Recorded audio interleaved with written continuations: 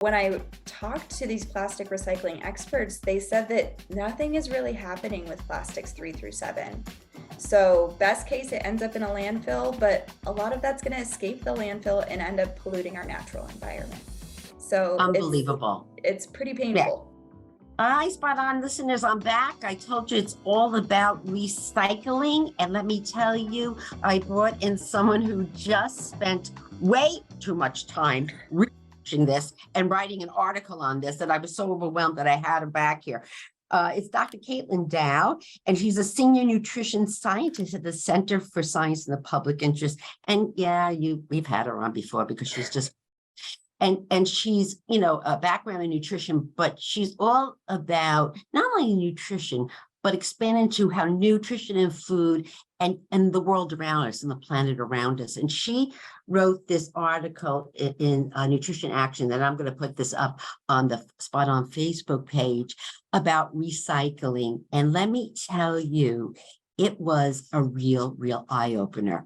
We had a segment recently about trends, the new trends in 2023. And one of them was, being more plant forward and sustainability. And so that's all great. But when you think about it, what about the packaging that your food comes in? And how does that play in Mother Nature's sustainability and being kind to Mother Nature? And we were so worried now about sustainable food and how they're being grown, but what about the packaging? And this is what this is all about. So with that, Dr. Caitlin, I want to thank you for coming on Spot On again to talk about this. This article you wrote was just absolutely fabulous, and things that I didn't know about recycling. And I recycle, and I thought I was going to get an Academy Award because I and then after reading this article, I was like, something, you're not even going to be nominated because you're I learned so much while writing this article. Similarly, I really thought that I was doing all the right things. And then I just learned that this is much more complicated in the way that it's sold to us, but that it's actually more simple than sort of the way the industry has sold recycling to us. So there's some misnomers there. Yes, and that's what we're going to get down and dig out and kind of figure out. But the good thing is, Dr. Caitlin, is that there's more motivation, like this whole sustainable. There's more motivation to recycle, right? You said that in the article. Yeah, absolutely. So I think people are just paying closer attention to their purchasing choices, and how those choices affect the environment more than they really ever have in the past. And so we've gotten this message that the Earth's resources are not limited. And many of us are trying to do what we can to limit our collective need for making products from scratch. And that's where recycling comes in. But there are limits to recycling that I think most people don't realize. Right. All right. You said in the article, and I was so guilty of this, you said there is something called wish cycling. So tell me what wish cycling is. Yeah, I think we've all been guilty of wish cycling. So this is where we throw something into our curbside recycling bin with the very best intentions that something will get repurposed into a new product instead of ending up in a landfill. We're all trying to avoid the landfill. Maybe it's plastic grocery bags or shredded paper, shredded documents. So the problem is that non-recyclables, like what I just mentioned, can contaminate other recyclables. And that means that whole bin can't be recycled, ends up in the landfill. I think the more tangible thing is that it damages the machinery. We don't think about the recycling center when we send off our recyclables. But I spoke with this expert, Lynn Hoffman, who runs Eureka Recycling Center in Minneapolis, St. Paul. And she was telling me that people will throw plastic grocery bags, extension cords, hoses into their recycling, just hoping that something good happens to them. Well, those items get wrapped around machinery, causing them to jam. And then employees have to climb into that machinery and cut those items away. So it's very dangerous for the employees. And Lynn estimated that it cost her single recycling center about $75,000 a year in damages and lost productivity. So it's not benign. You know, we think best intentions, but it really actually is damaging. So when you're at the curbside, so when you say, okay, I'm a good doobie, I'm going to recycle, and you throw everything what you think is recycling, you're going to learn in a minute what is recyclable and what isn't.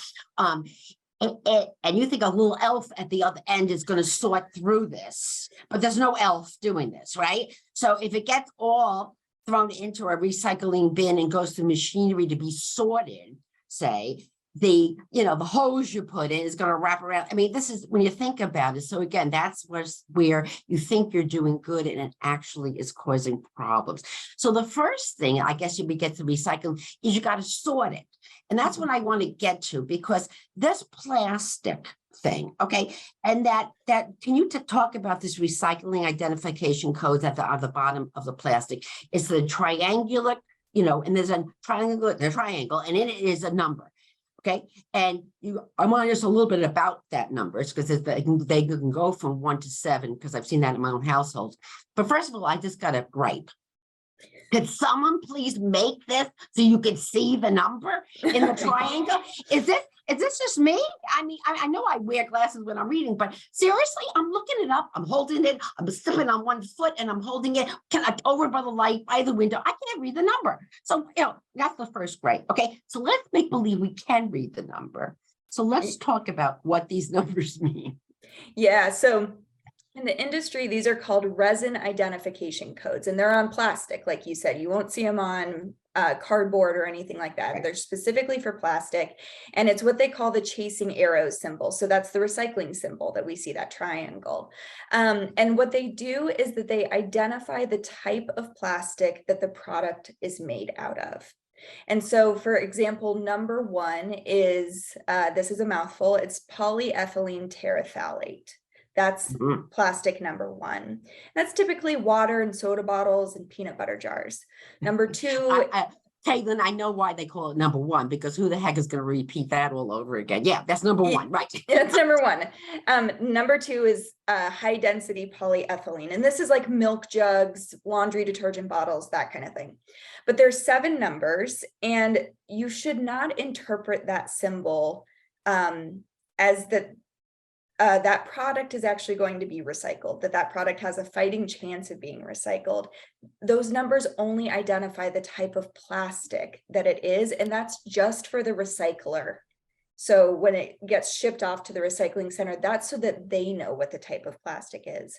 But it doesn't mean that the thing is going to be recycled. That was really the industry taking that symbol and pushing it on consumers with this idea that consumers want to buy a recycled product, or a product that can be recycled. So they put, a big sometimes prominent recycling symbol on that, because people have interpreted like what I'm calling it, a recycling symbol, when it's really a resin identification code. It doesn't actually mean recycling or recyclable.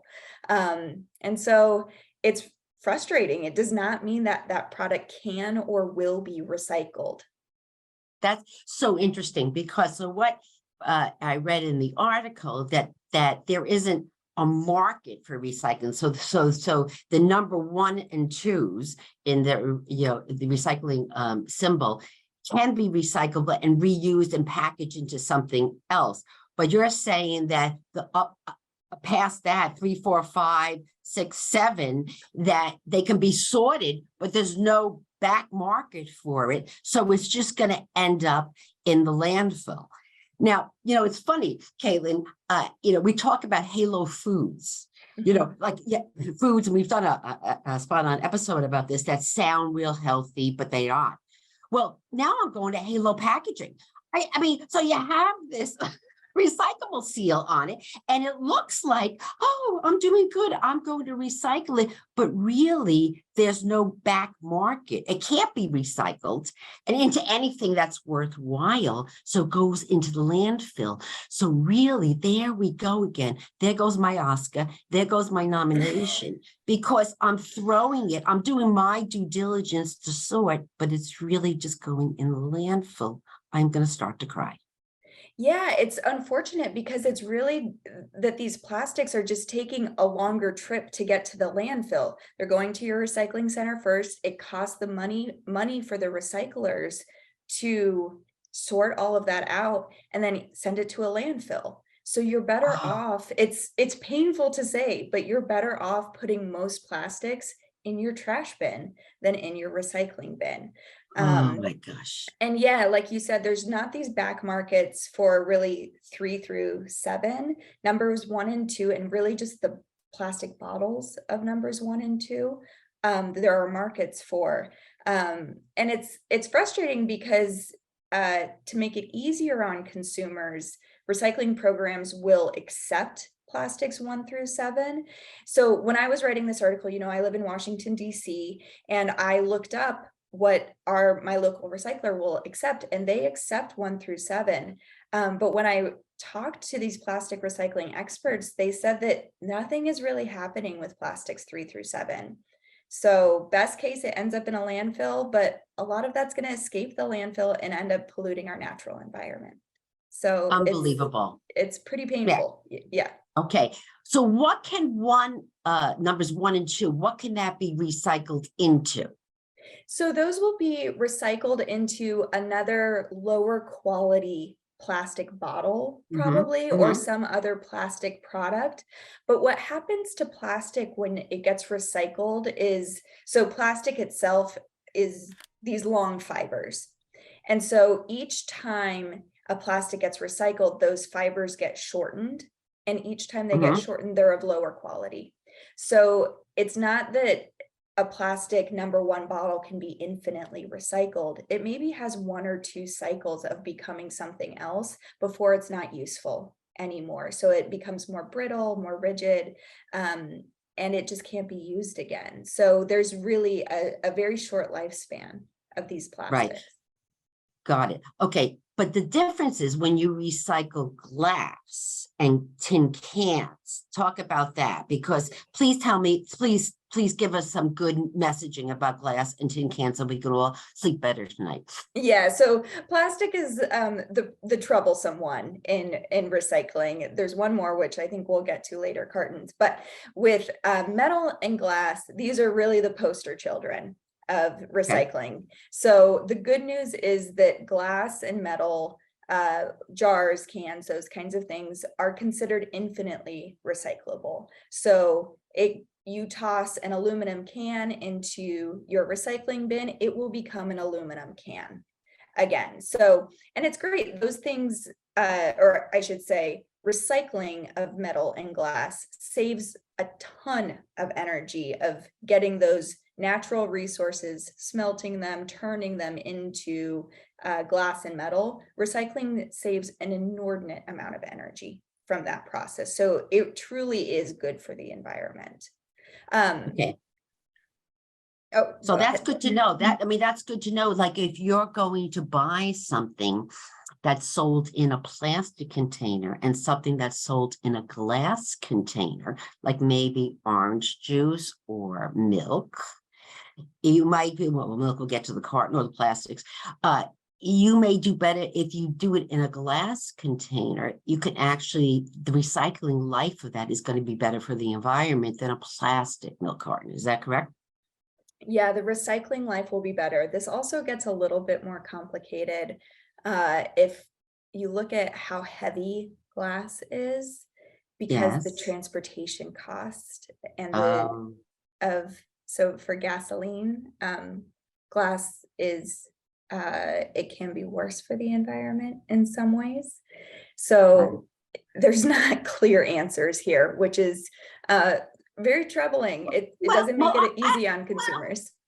I have a clear answer. You could put a cow in your backyard, and when you milk it, you put it in a glass container, and then it doesn't travel that far. And there we go. And we saved everything and reused the glass container. There we go. Perfect, Yeah, like perfect. Yes. there we go. That's I love solving the world's problems here. Yeah.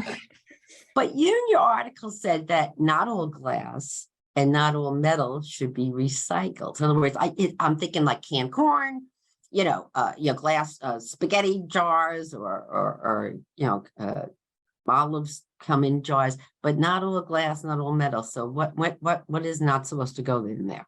Yeah, so you can typically think that if it comes as a food package, it's probably Mhm. recyclable. You can toss Okay. that in your curbside bin.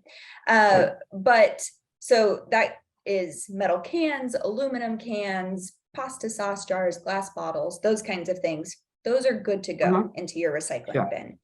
But you shouldn't throw scrap metal into your curbside recycling bin. So scrap metal is things like knives, nails, Mhm.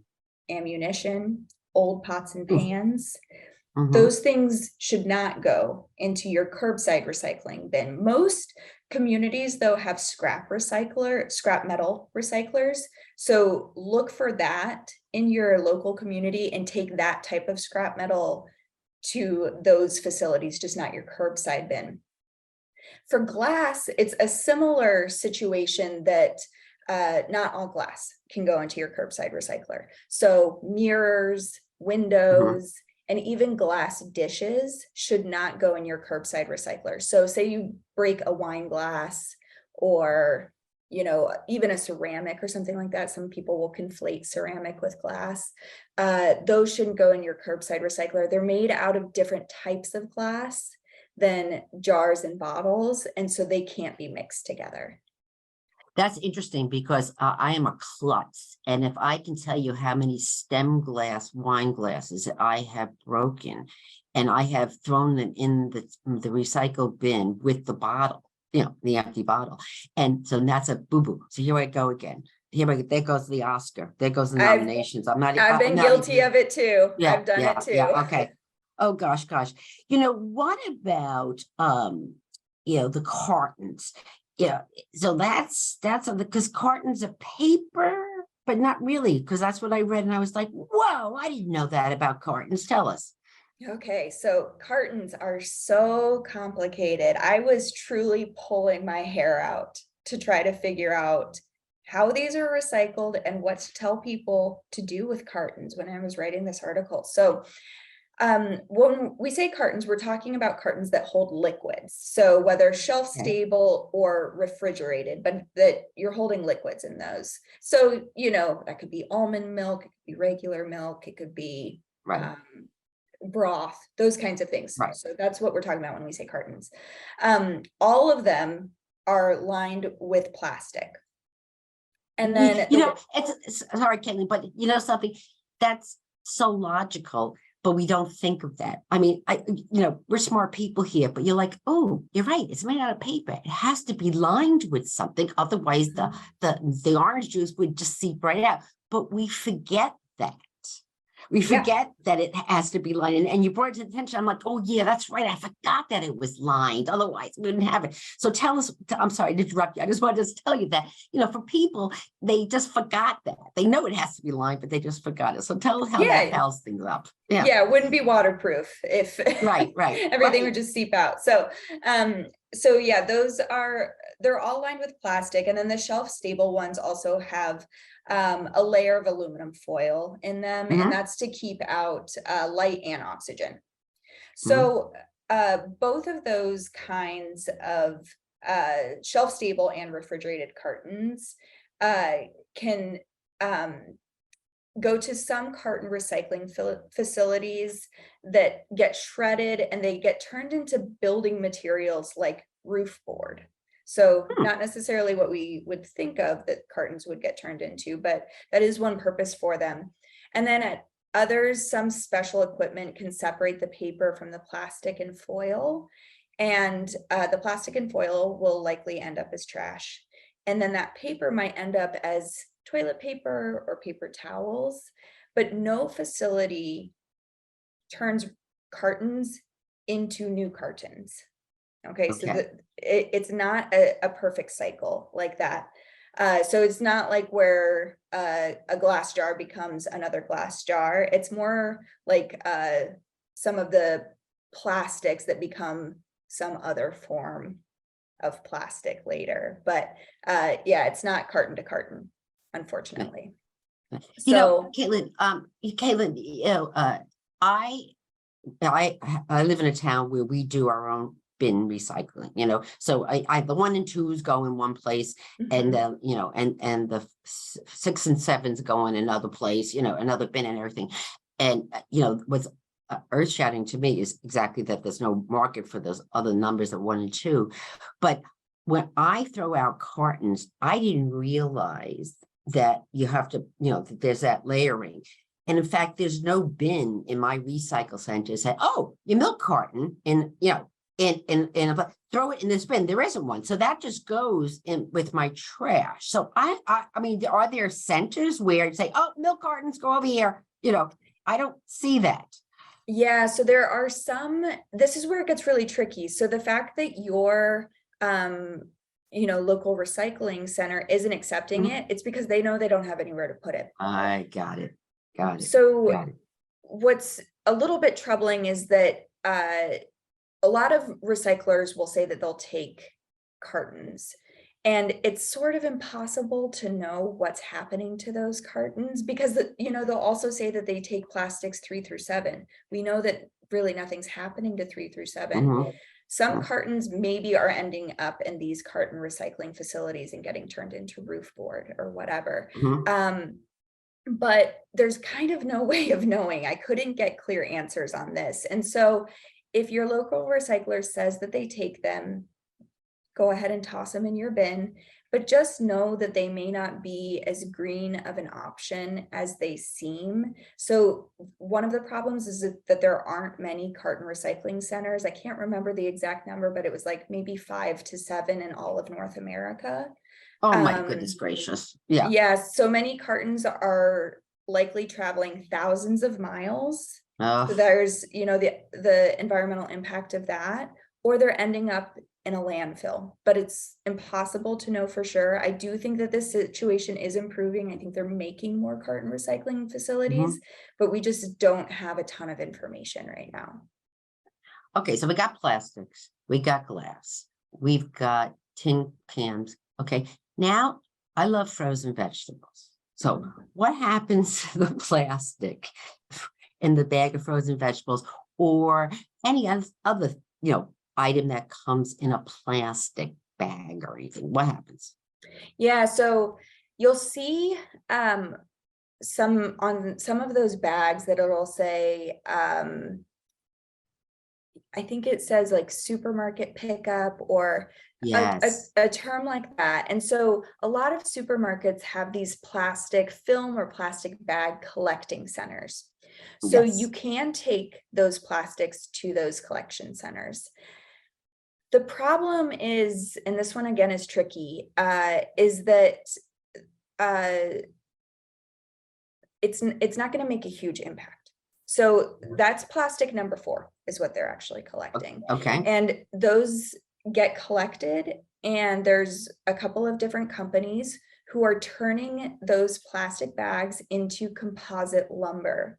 And so they Hmm. might be making park benches out of them or decking for building, Mhm. or Adirondack chairs. You'll see like those plastic Adirondack Mhm. chairs, and that's what this is coming from. So it's a good use of those Mhm. plastics. They're being turned into something, but it's only like 1 to 2% of the plastic films and wraps that are produced that get recycled. So it's a good Mhm. program, Right. but you shouldn't think of it as a solution to the plastic Right. problem. It makes a very small dent in this Okay. massive problem. Will that increase if more people did it? Would they be a bigger market for number 4s and they would make more things out of it, or there's just not the market right now? I don't think that there's the market right now, and there is so much plastic that Yeah. um, we shouldn't think of it as that's a freebie. I think Right. that like, Right. okay, I'm gonna keep buying these things because I can just recycle them. Right. That said, you Right. have to balance that with like, if this is the only way you're gonna eat vegetables, Yes. Yes. and Absolutely. so that, Yeah. these are all personal choices. that everybody That's just has exactly to correct. weigh. You know, we have to eat healthy foods. We have to eat foods. They got to come packaged in some point. But there is a silver lining here, because in the article you talk about, you know, reduce, reuse, and recycle. That's your 3 R's here. And really it's reduce. And I think that's really what we all need to be thinking about, you know, and reducing is, how can I be more thoughtful? It's like, for example, after I read this article, okay, I may get back to the nomination again for the Oscar, but after I read your article, I said, you know, when I go out to the restaurant, I'm going to bring my own glass storage container. And because I usually don't eat the whole entree, I always say, take it, you know, give me half of it. And they end up putting it in a plastic container, right? And I take it home and I think I'm recycling, and it ended up being number 5, you know, so I'm not really doing anything. But now I'm thinking about bringing it and getting I take it home, my own container. Or now that we're back at the office, you're having meetings now, and they're having luncheon meetings. And I've done this where I've done a whole episode on food waste. So don't even get me started about food waste at corporate meetings. I've been taking home the food. I bring the glass thing, you know, with plastic, with it, you know, with the glass, with the cover, and bring it home glass. So in other words, we need to be thoughtful about how we can reduce and help bring home leftovers. Let's not waste food, but also let's not increase more packaging. Yeah. So reduce is sort of the biggest thing that we can do. That's exactly what you're saying. So recycling is this integral part of sustainability, but it will not fix our issues with consumption. We consume too many products that are then thrown away. And so first we have to reduce how much we buy and use. And then we should reuse those items as many different ways as we can. So if you get a glass jar, even if it's not plastic, this isn't just plastic, this is all materials, reuse that glass jar as many times as you can. If it finally breaks, throw it in your recycling bin, you know? And so you can make craft projects out of some of these containers. There's lots of different uses, but we just think of getting rid of things and we don't think of where it goes after it leaves our home. And so it is reduce, and then it's reuse, and then finally it's recycle. So there's a reason that we are told, you know, that common saying in that order. It's because it's in the order of importance. And so that's incredibly useful and incredibly important to remember. And I also want to tell people that this isn't all on you. This is something that the system has to change, and the industry should be held accountable for this. So do what you can, but this does not rest on your shoulders.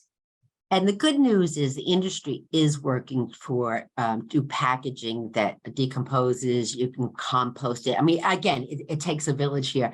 It's funny what you just said about the crafts, because probably one of the biggest landfills are these coffee cups, those little cups that we put in our one-time brewers.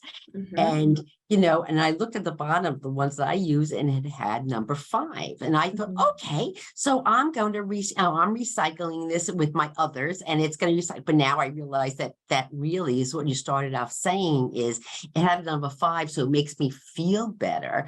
But and the company is doing that, but it's really no market for it.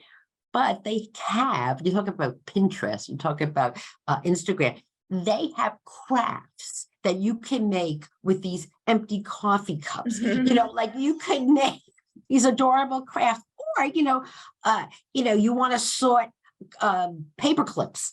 You know, instead of buying a plastic container to sort paper clips, you can clean out these coffee cups and use it to sort, you know, push pins and paper clips. So in other words, I love this reuse thing about it. So let's figure out a way to reuse it within your home, so you don't go out and buy plastic bins or containers. Exactly. And doing that. So next time you come to my house, I'm going to be serving you lunch in these coffee cups, these very small coffee cups. Yeah. I'll have you drinking, I'll have a little soup in them and everything, and I'm all doing this. And then the last is to recycle. I don't want to be a Debbie Downer in this and say to people, oh, what the heck, nothing is going to happen. And if I don't recycle, you should recycle. You should do this, the ones and the twos, but let's be conscious about reusing, and more importantly, stay tuned, because I think a lot of companies are, like I mentioned, are looking at ways to make packaging more environmentally friendly, and then supporting those efforts. But this is great background information.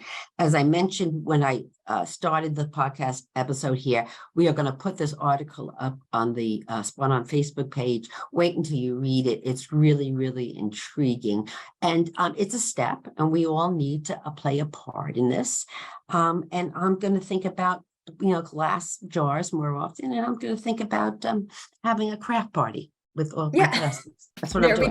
There we go. Yes. So Dr. Caitlin Dow from the Center for Science of the Public Interest, your articles are fascinating. I just love having you on, and thank you so much for being on Spot On. Thank you again for having me, Joan. This is so great.